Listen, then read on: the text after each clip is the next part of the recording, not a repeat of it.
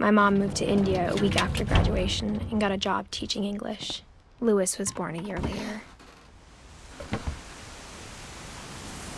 When my dad died, I don't think Mom knew where else to go. I'm sure Edie was happy to have her back.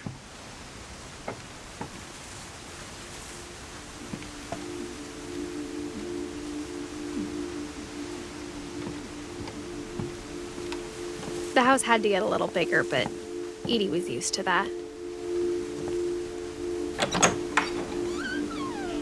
And for a while, things were good, almost normal, but it didn't last.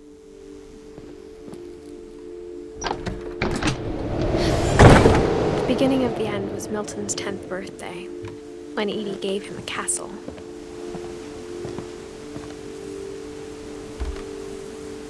After Milton disappeared, the only thing he left behind was a room full of paintings.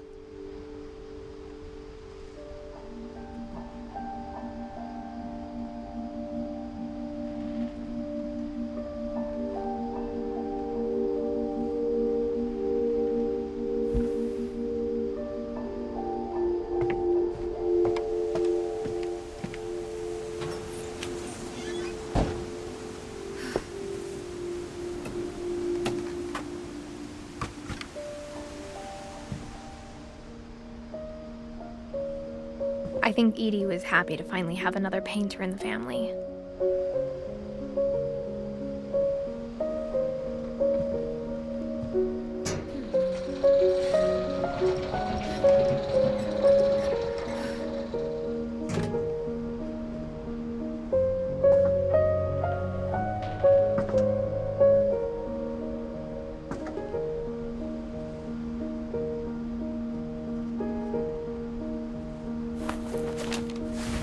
Milton Finch in The Magic Paintbrush.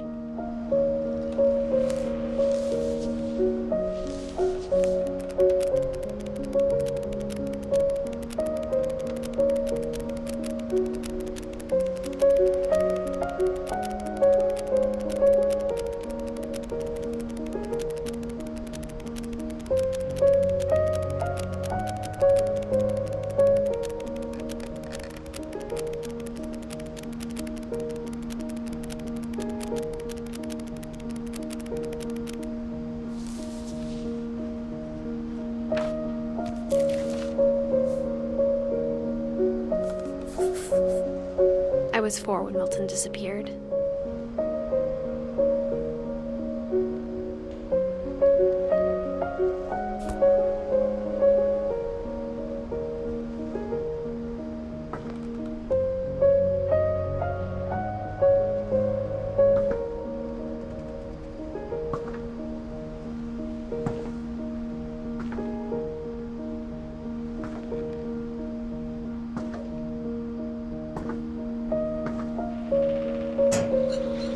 Mom spent months searching for my brother. Then she sealed the doors.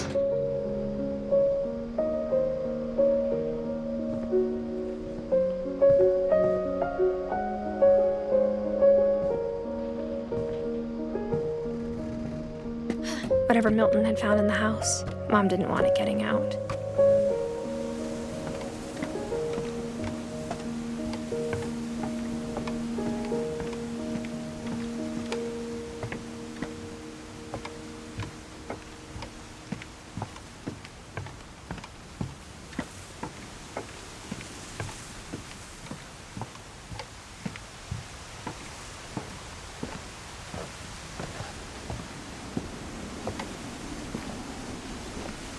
Mom definitely blamed Edie, but I think Louis blamed himself. After he graduated, he just spent more and more time in his room, until Mom got him a job at the cannery. Everyone always told me to stay out of Louis's room, except Louis.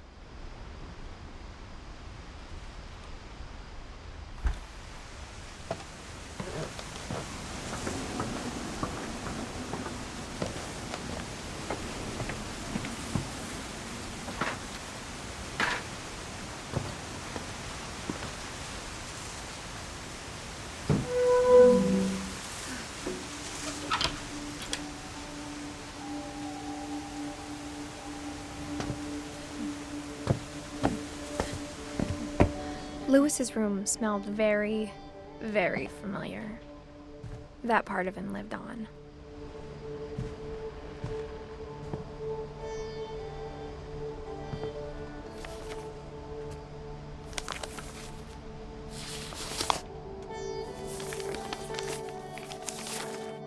Dear Mrs. Finch, as Lewis's psychiatrist, I can understand your desire for an explanation. As I see it, the trouble began in January, shortly after we convinced your son to seek treatment for substance abuse. Newly sober, I believe Lewis first noticed the monotony of his daily life.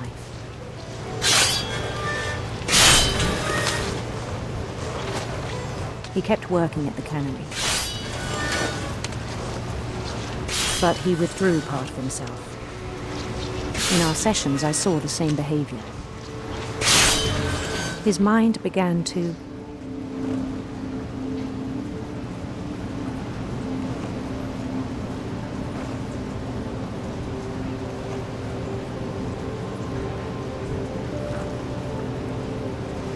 wander.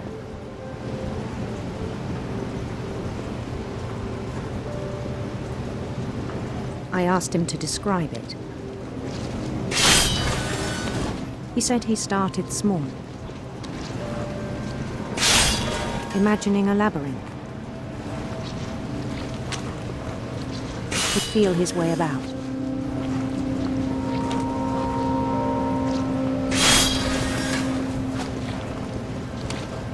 Then something moved. Bats and toads.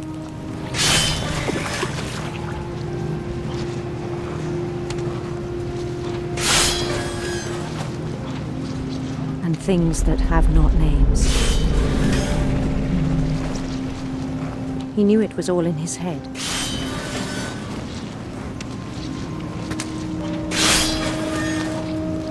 But he took it very seriously. I had hoped he'd find himself.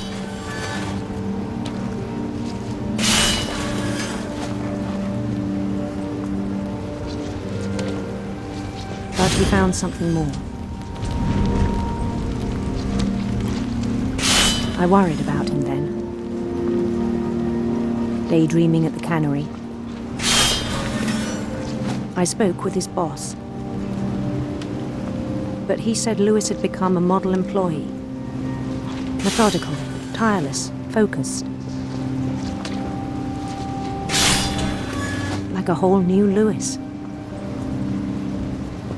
So I let him go on.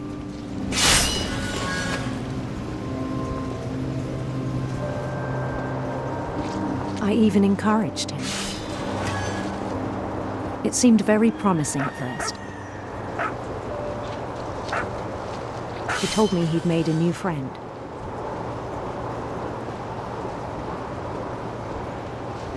On the edge of a city he named Lewis Topia. He built the city up slowly, brick by brick. Then he made musicians.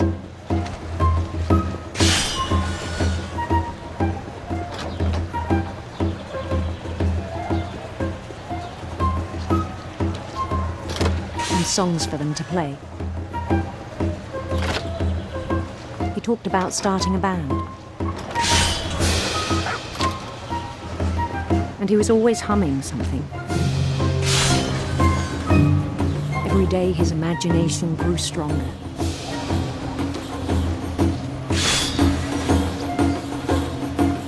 He no longer spoke at the cannery. But his chopping was as reliable as ever. Then one day it struck him that all the cheering crowds, even the stones under his feet, were all in his imagination, so he could do whatever he wished.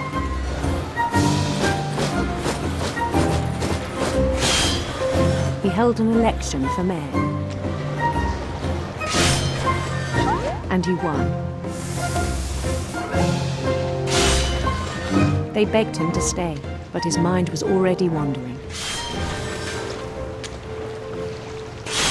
It became a game for him.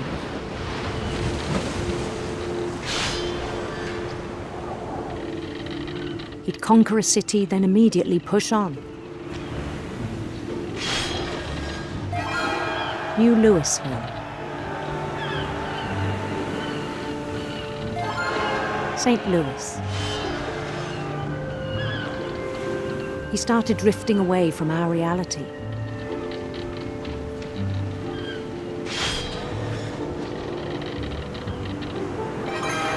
Minneapolis. Until one day he forgot to go home from the cannery. Even as his mother pleaded with him, part of Louis kept sailing on.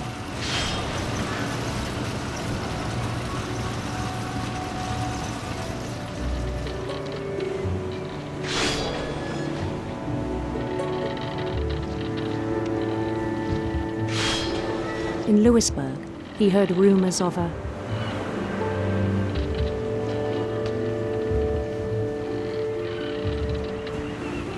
handsome queen.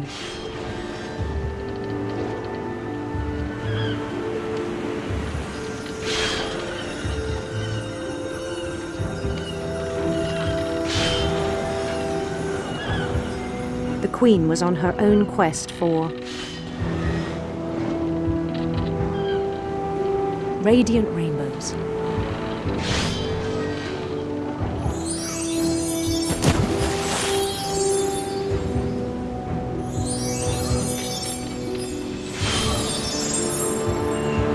He followed the sound of her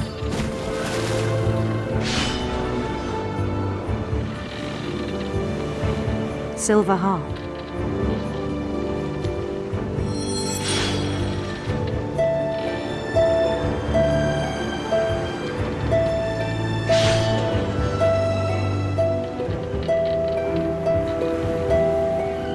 His chase led him to a golden palace east of the sun and west of the moon. Even then, his logic remained sound. He knew the world was all in his imagination.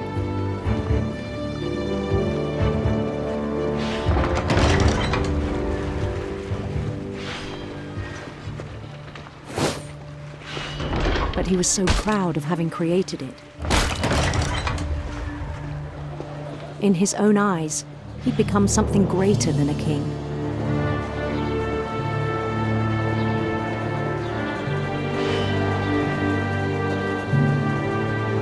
For someone who'd never known success in the real world, I think it was overwhelming.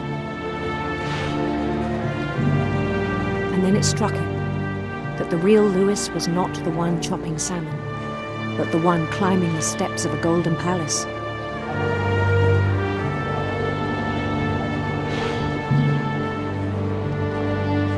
My imagination is as real as my body, he told me.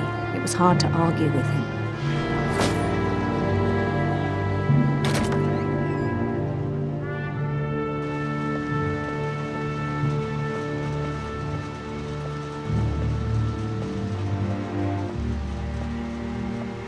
He began to forget the world we know.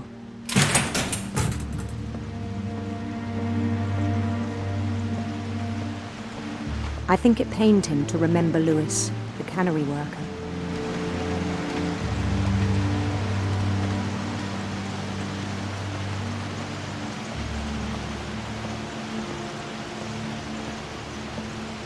He began to despise the man with a royal contempt.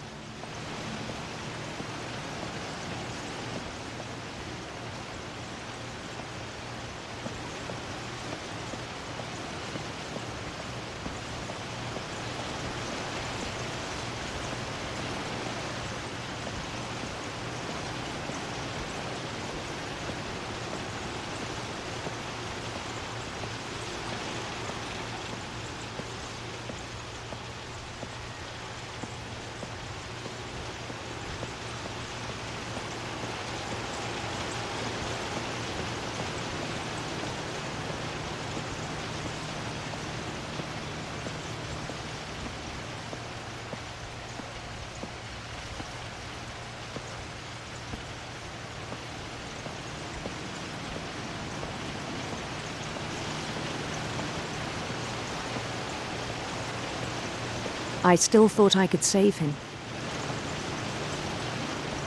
even after he said he was being crowned king over all the lands of wonder. The palace would be packed with his companions.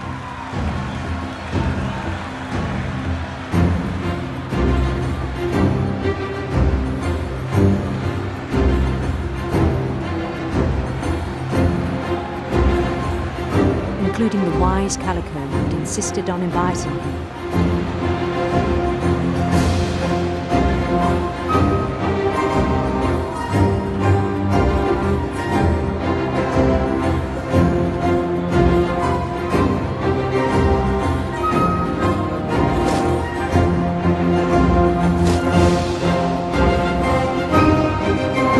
His queen waited, holding his crown.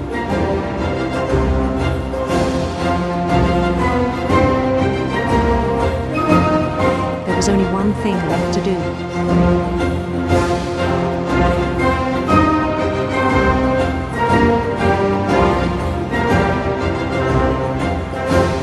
Bend down his head.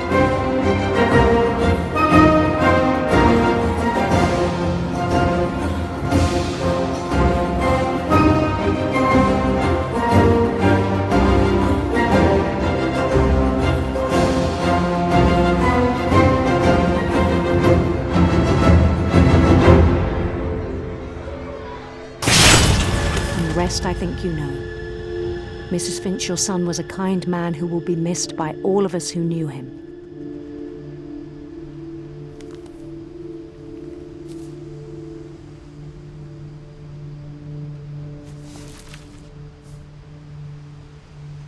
My brother was really cool. I wish you could have met him.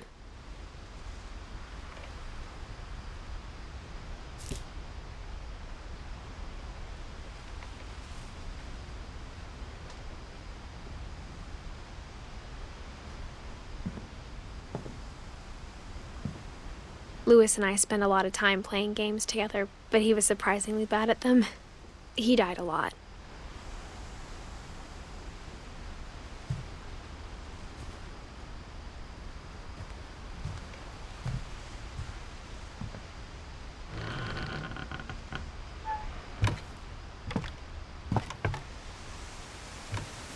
On the way back from Lewis's funeral, my mom told me to start packing.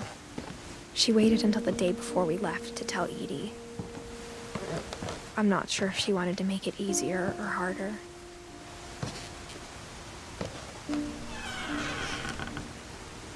I wish we'd stayed.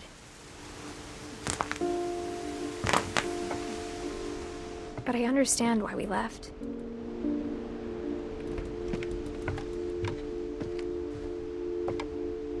My mom ended up leaving everything behind.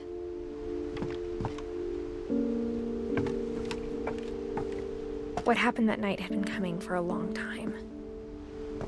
Maybe it should have come sooner.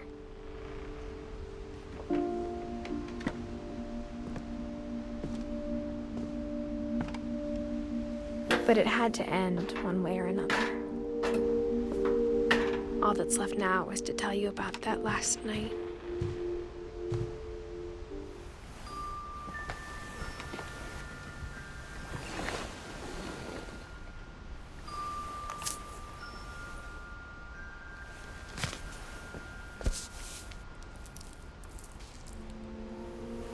That whole last day, Edie just watched us pack and didn't say a word. Until supper, when she raised her glass and said, "To our final night together, and all our final nights apart." Grandma, you know what I said about alcohol. Some of your medications are very Edith, specific. I left a present for you in the hallway. Why don't you go open it?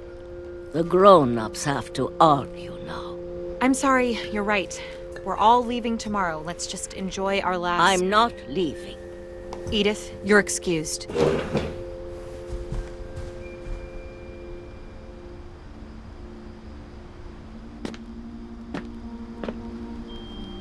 The power had been shut off that morning, but Edie always had plenty of candles.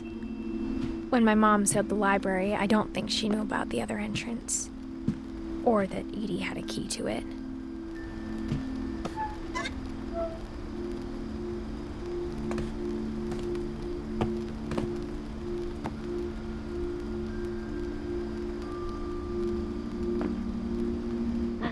you're afraid of isn't going to end when you leave the house. Edith has a right to know these stories. My children are dead because of your stories. I think it's best if Edith and I leave tonight. We'll have the nursing home send a van for you in the morning, okay?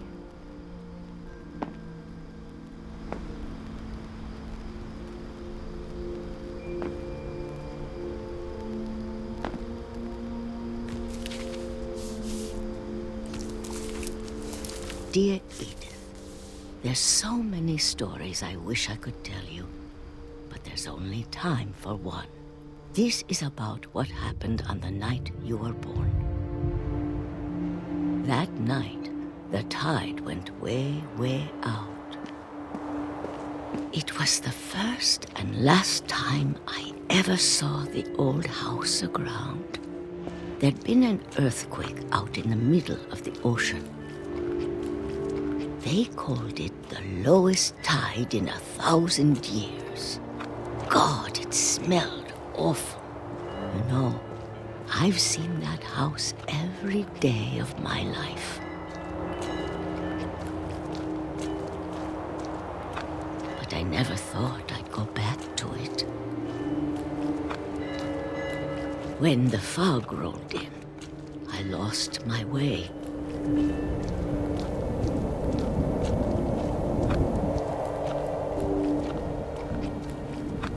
I got turned around.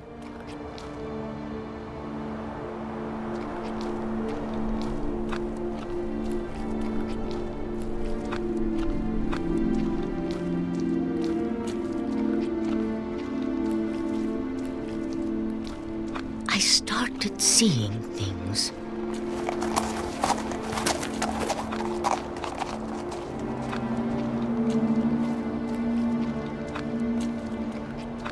Things I'd forgotten had ever existed.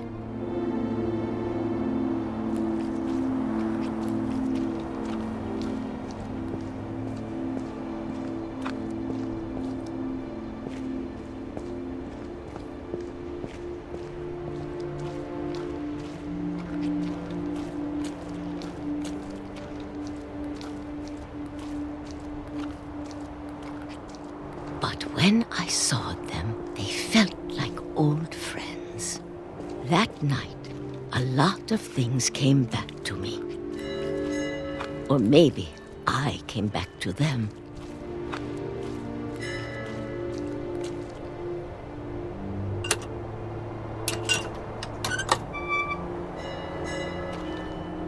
Things I can't explain, but that I need you to try and... Edith, what are you doing in here? It's mine. Edith! Mom, you're gonna rip it! Let go! I kicked and screamed, but Mom dragged me to the car. I never saw Great-Grandma Edie again. The next morning, the van came to pick her up, but she was already gone. After that, we moved around a lot.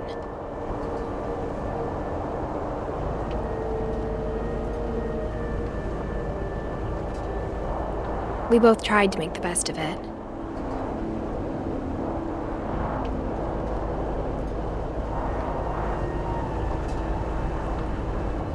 A few years went by.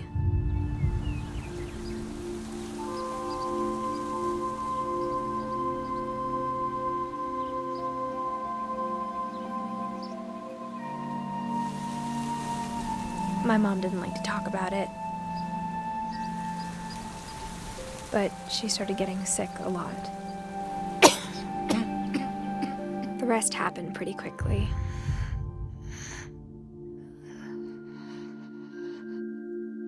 She got better for a while,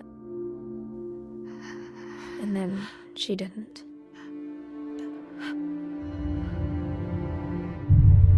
And then I was alone.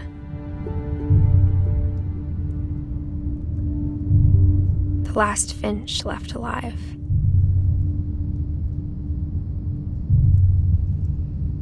Until I found out about you. I'm still not sure what to tell you about all this. If we lived forever, maybe we'd have time to understand things. But as it is, I think the best we can do is try to open our eyes and appreciate how strange and brief all of this is. This journal was supposed to be for you. But now I hope you'll never see it. I just want to meet you and tell you all these stories myself.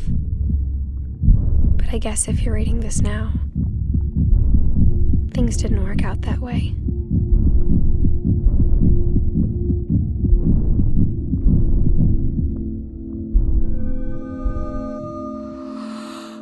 This is where your story begins.